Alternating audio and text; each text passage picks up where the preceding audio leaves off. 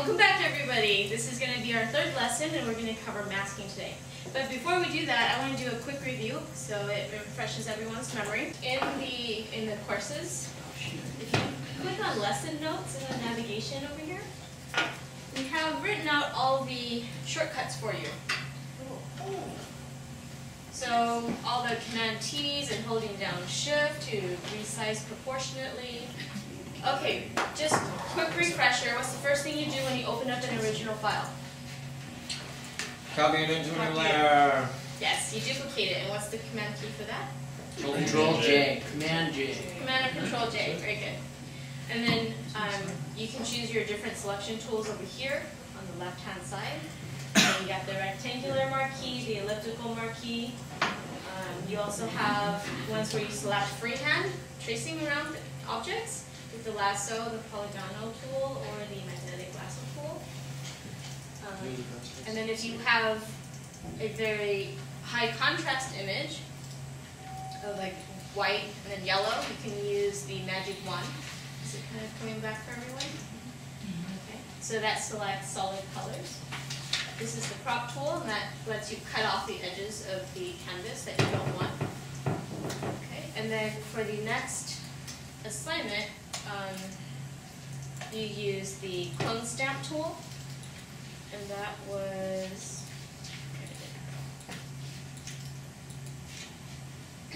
the old image. So to get rid of scuff marks,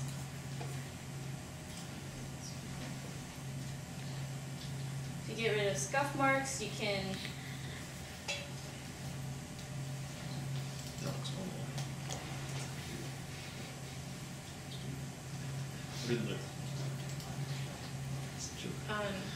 use the clone stamp, and that copies.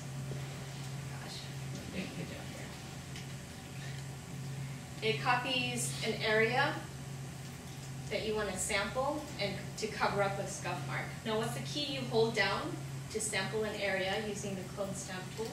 Alt. Alt, very good. Okay. And then if you had an area selected and you wanted to add more to that selection, what do you use? Shift. Shift. And if you wanted to take out? Alt. Alt. Shift Alt. Alt. Very good. Okay. All right. And then for coloring, if you wanted to apply coloring to a selection, what do you do?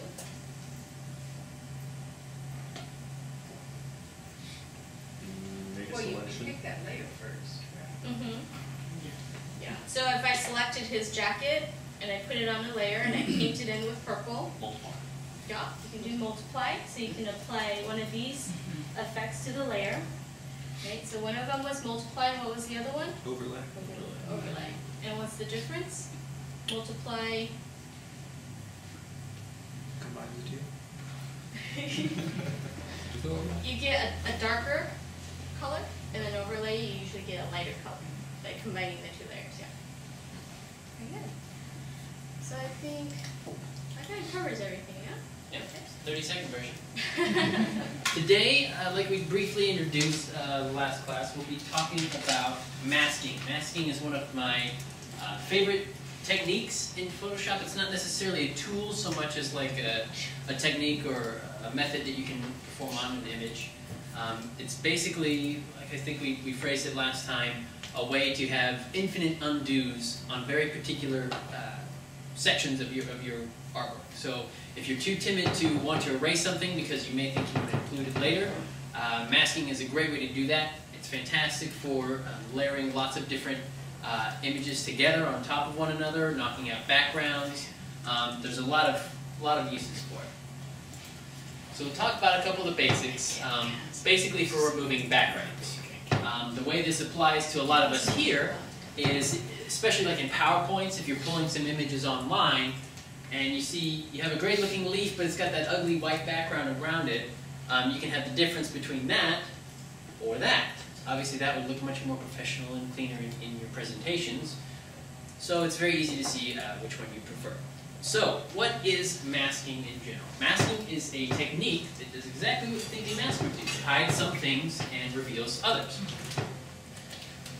So we can use this to hide elements of our background and make them look transparent without actually erasing them. The cardinal rule to remember when you're making a mask in Photoshop, and this is definitely something we have to hammer into your brains because it's easy to get confused and it's easy to forget. But if you remember nothing from this class today, remember when masking that black hides and white reveals. Black hides, white reveals. It'll make more sense when we start doing it, but that's the cardinal rule. Covering part of an image in your mask with black essentially erases, quote unquote, that portion of the image. Whatever you paint in black on this special mask that goes over your image is basically like painting it with invisible ink. The great thing is that that ink, though, is just as easy to remove as it is to add by painting with white. So I can use the paintbrush and all these different techniques and kind of paint this invisible ink all over my image, erasing temporarily whatever I want to hide.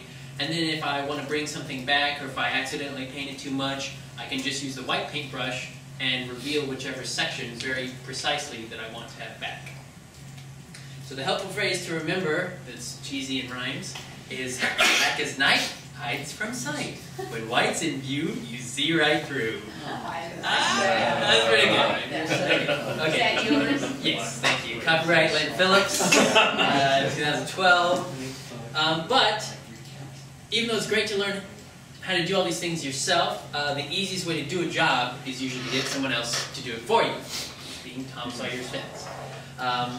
So, with the right search terms in things like Google and Stock Exchange, how many people logged in and started an account with Stock Exchange yet? sxc.hu? Most of you? Excellent. Fantastic, fantastic site. Tons of royalty-free images, all of it's high quality. It basically takes a lot of the lead work out of Google for having to search for terms that are like the right size, that are good quality, and more importantly, that are free to use. Just about everything on Stock Exchange is free to use, and it's very simple to understand their agreement usage policies. But if you are using different search engines through SXC or through Google, just adding the letters P and G to your file will sometimes help you out tremendously. This is perfect, especially when you're looking for logos. Say you're doing a presentation on, some different vendors, and you need an Apple logo or a Ford logo or whatever you need. If you just add PNG into your Google search, it will bring up specifically images that are a .png file. And I think we touched on this briefly last time, differences between JPEGs, GIFs, and PNGs. If not, the 10-second refresher is that JPEG is pretty much the standard vanilla issue you'll see everywhere online. It's a great small file size. It shows gradations of color really well, so pretty much all your digital cameras will take photographs in JPEG format. GIFs are a little bit more versatile. They can do cool things like animation. You can have animated GIFs. They can remember transparent backgrounds. That's one thing that JPEGs actually can't do. Even if you go to all this trouble using masks that we're talking about today, you remove the background perfectly, you want to bring it into PowerPoint, if you save it as a JPEG, all that hard work will be gone. Because JPEGs have to fill in white negative space with something. The default is just white. So if you go in and spend all this time erasing your background and save it as a JPEG, it just fills it all in with white and undoes everything you do. PNGs and GIFs, though, can both remember transparent backgrounds. So if you search for PNGs, it's going to give you the quality of a JPEG, but the transparency of a GIF. So it's kind of almost a hybrid version of a GIF and a JPEG. So sometimes it'll already come up with a clear background and save you tons of work, so you didn't have to apply what you learned today, which is great. And you don't even have to use what you know how to do. We'll post this presentation up later so you can have some of these links to a few of the great resources we have available. But other than that, we can dive right in. Has everybody been downloading their massive files? Yes. Thankfully, we don't have to jump, even if you're still chugging along, that's okay. We don't have to jump right into the big bench.psd. But I do want you to open up landscape.jpg. Go ahead and open that one up in Photoshop. Make sure also I don't know how many of you are familiar with courses, but once you've selected the image in courses, do drag it to your desktop or right click and say save as, so that we're all working. We've basically downloaded the image first onto our machine rather than just trying to go straight from courses to Photoshop, because that can give us some errors and some bugs. So after we download it first to the desktop, first to our old machine, then you can right-click and say open in Photoshop. If you're a Mac user, you can simply drag it to the toolbar and open it in Photoshop that way. But this is where we want to start. So we have this lovely landscape background. It's kind of a nice setting sun over a relaxing feel. And you'll notice looking at some of our other images, we have a picture of this young gentleman in Disneyland. Points for whoever can name him without reading the file name. Neil deGrasse Tyson is actually one of my a personal hero of mine, and this is one of the benefits of teaching, is that I can make you all mask whatever masking images I want you to.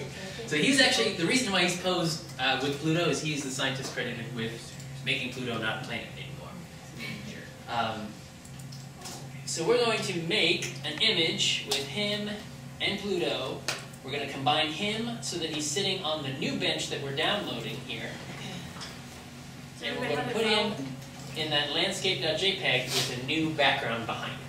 So we're going to combine all those images, and then what we finish should look something like this. So we'll take all of those images together. We'll learn how to mask them out, how to knock out the backgrounds, how to put everything together with the right layer orders, and get a finalized image like this. So we started with landscape. This is great. We're basically going to use this as our general canvas to bring everything else in. So right now, go ahead and just go File, Save As. Just right off the bat, so we have no confusion. We'll save this as, you know, masking file or whatever, masking.yourname, masking Landon. And I'm going to change the format to Photoshop. So I want it to be maskinglandon.psd. Save it. We're good to go. So now anytime we need to just hit Command S, we'll already be saved. After you do that, go ahead and open the Tyson file, either just by dragging it to the bar on the bottom, or right-click and say Open in Photoshop. There's no more red on the projector. Yeah, apologize that the screen looks so lousy, but we don't really have any red color coming in, so that's why Pluto's tongue looks like he has tuberculosis or something. Once you have this all open, I want you to select all with the command, anyone? Control A. Control A, very easy to remember, Command A for the Mac users. Then copy it with, Control C. exactly, and bring that into our maskinglandon.psd or masking whatever your name.pst is, and paste. Why would you do a control? So we'll copy it from one image and paste it into our landscape image. This is the way that we take that file and start putting it into the background that we want. Big. So you just control all and then save as? No, you control all and then copy it. Control A? Basically, we select everything, we tell it to copy everything, then we go to the new file and say paste that Go into to your this. landscape. So it should, you know, dimension-wise, it's definitely way too big. That's okay. We remember how to scale it down And he'll show you how to use with Command T for free transform, or Control T. We'll get these nice bounding box corners around it. And if I want to scale it down in proportion, I hold what? Shift. Exactly. So hold Shift. I'll scale it down so it gets a little small. I can drag it back up here. It looks really warped on the projector, but that's just from the projector's issues. Once you get it to kind of an approximate size you like, if in doubt, always err on the side of having it a little bit bigger. But once you get to an approximate size you like, go ahead and hit Return.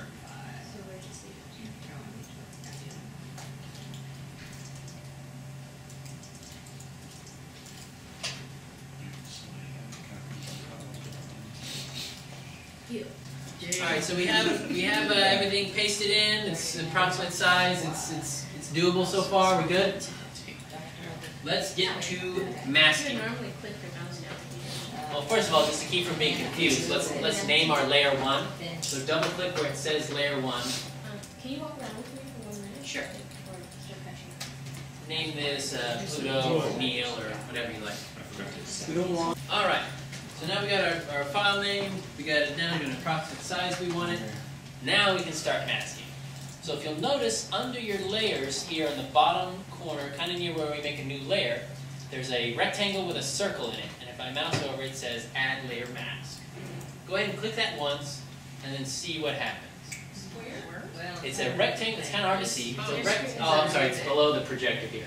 Down at the very bottom of the screen, kind of near where my mouse is. You can move it. You can move it. Just yeah. And then just click on Yeah, that. there. It's the rectangle with a square right beneath it. It'll if you're confused, just mouse over it, and it'll say Add Layer Mask. And we're doing it to the Tyson image? To the Tyson image, yes. And when you click it, it should bring up a little white rectangle in the thumbnail of your image. Good, good, good. Looking good. Pretty simple so far. Now what that white little rectangle is, it's another kind of thumbnail. You see it has a little chain symbol, meaning that it's linked, it's tied to that layer. What that white blank canvas is our mask. So remember the cardinal rule, black hides, white reveals? So it starts off by default with white. Nothing is being hidden, everything is being revealed, and it's up to us to paint with black onto that section of the layer what we want to hide. So with masking, this is something that everyone is going to forget and make a mistake on, so I want to tell you now and later, and then later after that, and then again after that, because everyone will do this, I promise. That's okay, just know this is what is very important to be precise about. Remember how whenever on fruit base, we have a lot of different layers going, and if you're trying to move like your blueberry layer, and it was invisible or wasn't working, and you realize, oh, I'm on the wrong layer. If that happens to everybody, that's okay. With masking, you got to be really precise. Not only do I have to be on this layer, but there's a difference in if I click on the actual picture or the mask. Okay. You can see there's a little highlight, a box around whichever one I'm currently on. Yeah. Watch the difference. If I click the picture and I get my paintbrush out and I start painting with black,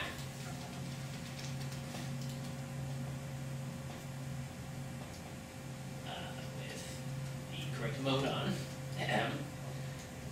it just blacks it out. It's ugly. And it's also, more importantly, it ruins my actual image because I can't undo this very easily except with Command Z. If I did this and didn't notice it for some reason, and went and did a bunch of other things, and then I can't undo it, I'm out of luck. But if I click on the same layer and click on the mask, I still have black, I do the exact same thing. Oh. It paints that invisible paint on there, hiding that section of my image, allowing me to see what's underneath it come through. So you can see how this would be so beneficial if I'm trying to erase a background. You can also do it with opacity. And knock it out like that. The great thing is that why this is better than the eraser tool is that if I mess up and I say, oh, I accidentally, erased part of Pluto's leg there. If I get the white paintbrush out, I can paint right back over it, and it brings it back. Unbelievably useful.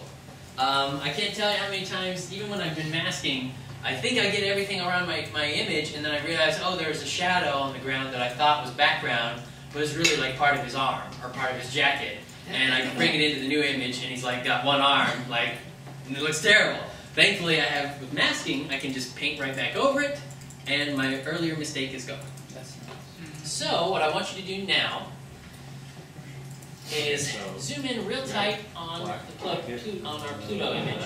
Make sure you're on the right layer, and specifically on the mask. And you have two options. The first option I actually recommend we do together is to start off with our quick selection brush. Remember that from Fruit Face? And we're actually, I take that back. Let's switch over to the actual image here. Since we're not going to be painting anything yet, we're just selecting. We're not in any danger of ruining anything. We'll just use our selection tool, the quick selection tool specifically. And I want you to, as best you can, highlight both Tyson and Pluto. Yeah, you're not showing the tools over there, so we don't have to worry about it. Can you move to the side? Is that the magic wand or the lasso? Quick selection. So you're This is gonna the hold quick your selection cursor- tool right here. No.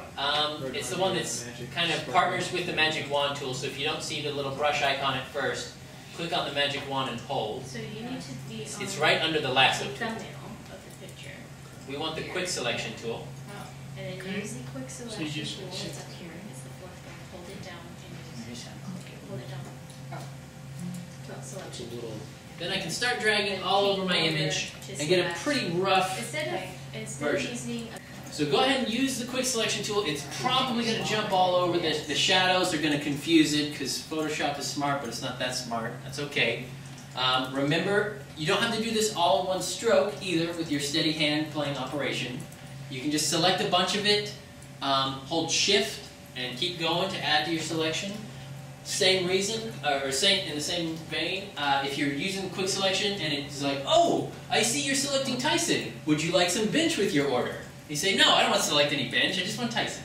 If it accidentally jumps and selects all that bench, like I have here on mine, I can hold Option and deselect. So see how holding Option turns my little circle into a minus sign there? Sorry, Alt for Windows users.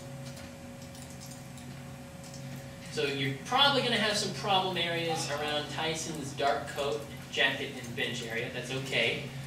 If the quick selection tool is proving to be too much of a hassle, remember we can combine tools to be more precise. So we can use the Lasso Tool, for example. I can come in and specifically hold Shift to use my steadier hand to get his shoe a little bit better than Photoshop would guess.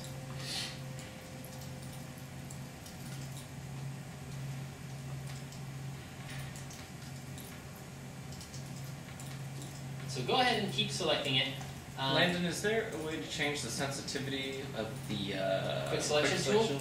To an extent, not quite as much as Magic Wand, but if we have the quick selection tool out, notice how it's like a circle, almost like the brush, instead of an icon like the lasso tool. Oh, we're If I use the brackets, I can make it bigger and smaller, and having a smaller size is a little bit more precise. It's still kind of any man's guess, because it's just based on the computer trying to guess for you.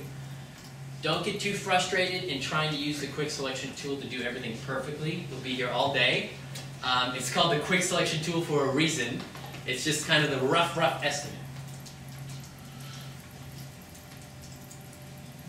And remember, the good thing about masks is that we can always add to them and subtract to them very, very easily. So what I want you to do is just get kind of an approximation. If it goes out of bounds a little bit, you notice I have some bench here, I got some tree above his head, all this negative space between them is still there. That's okay. We're just going to start off with a very, very, very rough selection and then refine it from there. So once you have a very, very loose version of the two figures, again, selecting more rather than less if you can, I want you to go ahead and start adding to your mask. So, I'm going to teach you another hotkey that you probably want to write down because it's very useful when you're using selections.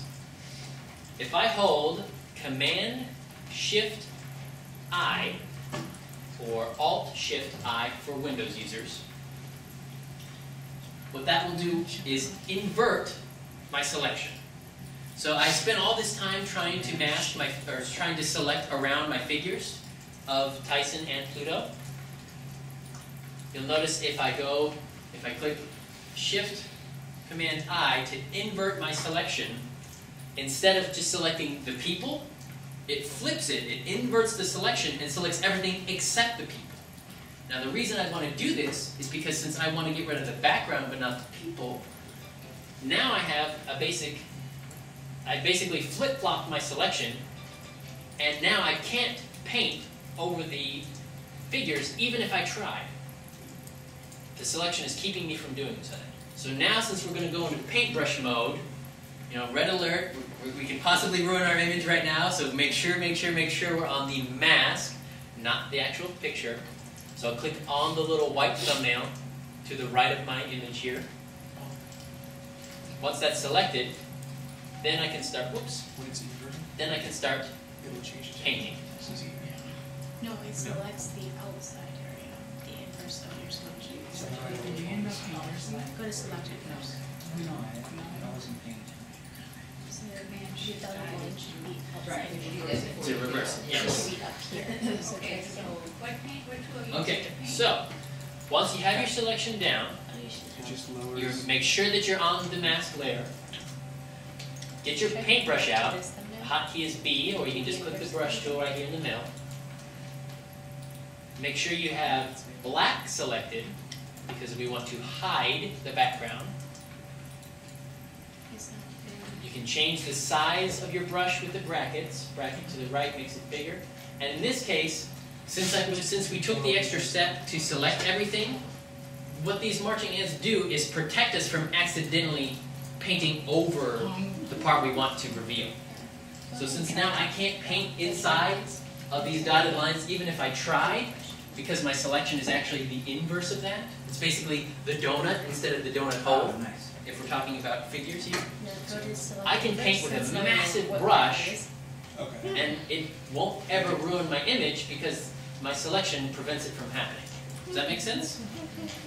So if you want to quickly switch between black and white, this arrow right here will let you switch between black and white, so you can either hide or reveal. Right above the white. Go ahead and be cleaning up your work in general. So you'll probably be zooming in very tightly. You'll use the brush. You'll be on the right mask layer. And make sure you're So now getting a use nice brush. smooth line across everything. This brush? You can press B for The brush. smaller the brush size, the more precise Oh, and crisp your line will look. and we need smaller. And then So switch using, between remember we black can and white. right click to choose between brushes. If everyone sees up on the screen here, 'Cause you wanna add we got the this hard big brush here, back. that's the second from the right, and the soft brush. Right brush is probably going to be what you use for most of the work around the edges, And then because you want it to black look to take out more the crisp and clean. and the Okay. You'll notice if I did all my work with like a soft edge brush, especially a large soft brush, it'll look very hazy and not precise. I get kind of a fog between my character and it looks very obvious that he's pasted on there. But the soft brush can come in handy. Here's a trick I want to show you guys. So to make this look more believable, not only do we want to cut them out in a precise way, but we actually want to make it look like they're embedded in the scene itself. So, if we had some people sitting or kneeling on this grass, it would make sense that some of the grass is crushed by their feet, and some of it would be kind of overlapping a little bit when they take the picture. So this is where our soft brush can come in handy. If I right click with my brush tool out, and I get a soft brush, and I make it a little bit bigger with the brackets, still on my masking layer, I can paint just kind of slightly around his feet here. And you notice it kind of starts to look almost believable that the grass is kind of overlapping his shoe a little bit. It's very hard to see on the projector, kind of. But experiment with that a little bit. If you've already got a pretty good start, or you're near finish on selecting your figures, go ahead and bring the bench in a very similar way that we did with Pluto. Actually, I'll do that along with you guys if you want to follow along. So if you want to, even if you're not done, maybe just take a break from masking for a second and follow along with me. Go ahead and open up bench.psd.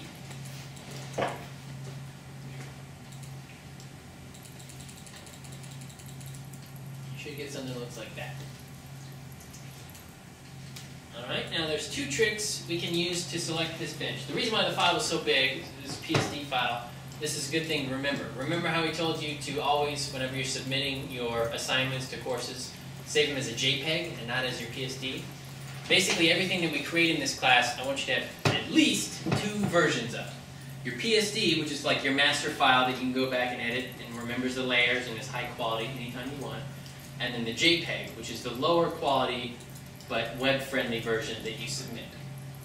So since this is a PSD, it remembers layers, it remembers editable masks, it's fat huge, 50 meg versus 2 meg for whatever the JPEG would be. But now we have the advantage of still having an editable mask. So since this one has already been masked for you, you can select this bench in one of two ways. One is using the magic wand tool that we learned about last class, which is right up here, right under the lasso. Then I want you to check the box that says sample all layers here at the top. Sample all layers. That tells it to select, basically treat everything as a single layer. So now, when we are on our mask, we're on layer 1, and I'm on the mask, I can click with my magic wand tool anywhere on the green, and it selects all of the green. Sweet. Then using our inverse selection trick that we just learned, which was Control-Shift-I, it just selects the bench. Now, one last step before you copy over. So far, we've been working on just this mask layer. So if I turn the other one off so that I'm only looking at my mask, this is what I have selected. I was just illustrating a point. If I hold down Option and click on my mask, it will just display the mask instead of the image. This is only useful for detail work. You don't really need to commit this commit just yet. But the point I'm illustrating is that if I told it to copy right now, all I would get is a white figure. So it's kind of a two-step process instead of our normal copy-paste. I select my bench from my mask, but I switch over to the image layer to copy it. So hit Command-C, and then bring it into my Tyson image, Command-V. The shorter version of that I just told you, again, I'll start off from brand new. I've deselected it. I'm just ready to start. If I Command-click the mask itself, it perfectly gives me my marching ants already. If I Command-click any layer, in fact, it will automatically select that layer with the marching ants in one go. So if you've done a lot of masking work on one layer and you want to select it without having to retrace everything by hand, Command-clicking the layer thumbnail will automatically select it. Then I can just copy it and paste it.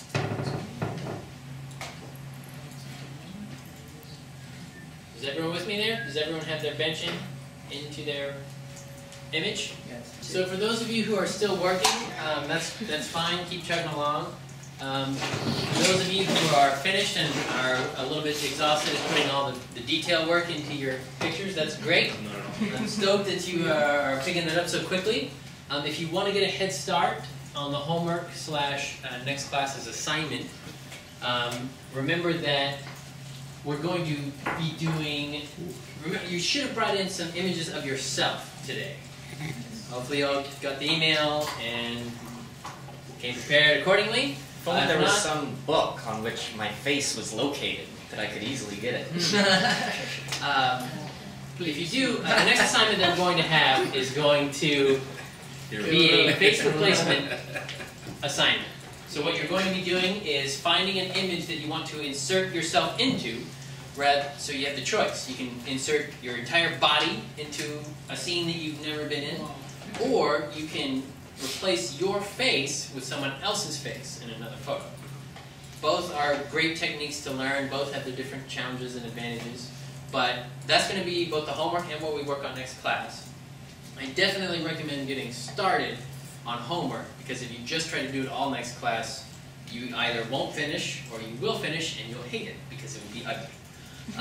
It's a challenging assignment, but it's very, very useful. It's also the most entertaining, because when you learn how to Photoshop your head onto other people's bodies, that's hours and hours of fun, as some of the examples that went out in the email illustrate. But if you are finishing up now, go ahead and get it ready to upload to courses by going Save for Web and selecting JPEG. Remember, because we want two versions of every file we do. We have our PSD, which is our master file, and then when we're ready to submit it to courses, we say File, Save for Web. So since it's going on the web. Save it as a JPEG. All the default numbers should be fine. Just hit save. Save it as masking your name to the desktop, and then submit that to courses. And that's this today's, right? Yes.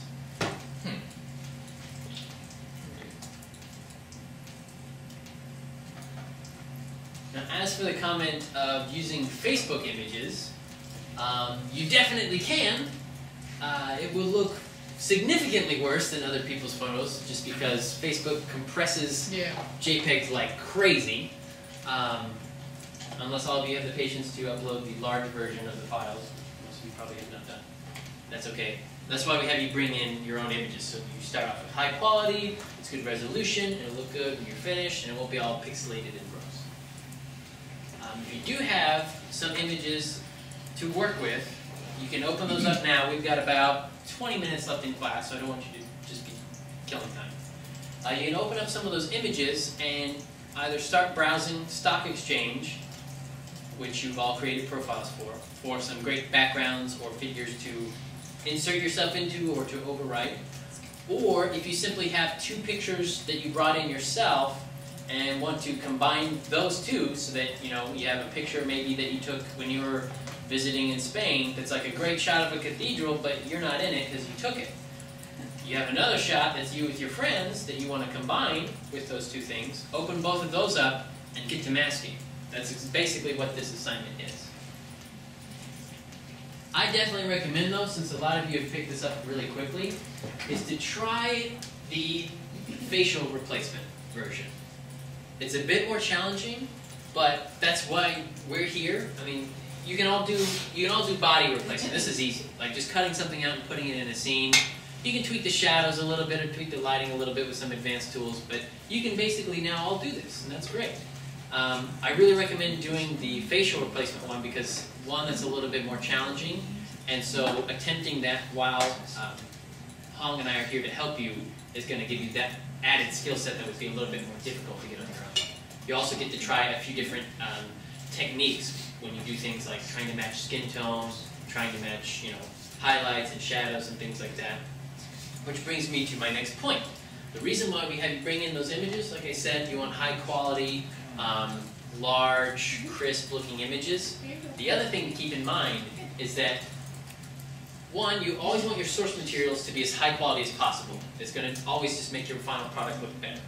If for whatever reason your client or your boss says, I need you to put these in a PowerPoint, and it's all those really ugly, low resolution, clip art, hideous images, there's only so much you can do with both hands tied behind your back. But now that we have all these other resources like Stock Exchange or our own photos on hand, we can use those to get a really nice finished product. So when you're looking for which ones you want to start with, this is before you even open up Photoshop. This is really critical that you spend some time doing this. So I hope you're all catching this. When you're choosing your images to start with, don't just pick ones where you have a nice smile or you're wearing your favorite shirt or you look really good. Those are all great to keep in mind, but with our designer thinking caps on, we also got to really pay attention to things like shadows.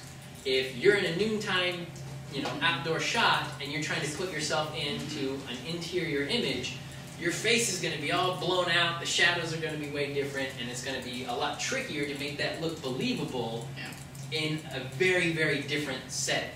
So, your two options are either, first, find whose, this sounds creepy, find whose body you want to have to put your face on.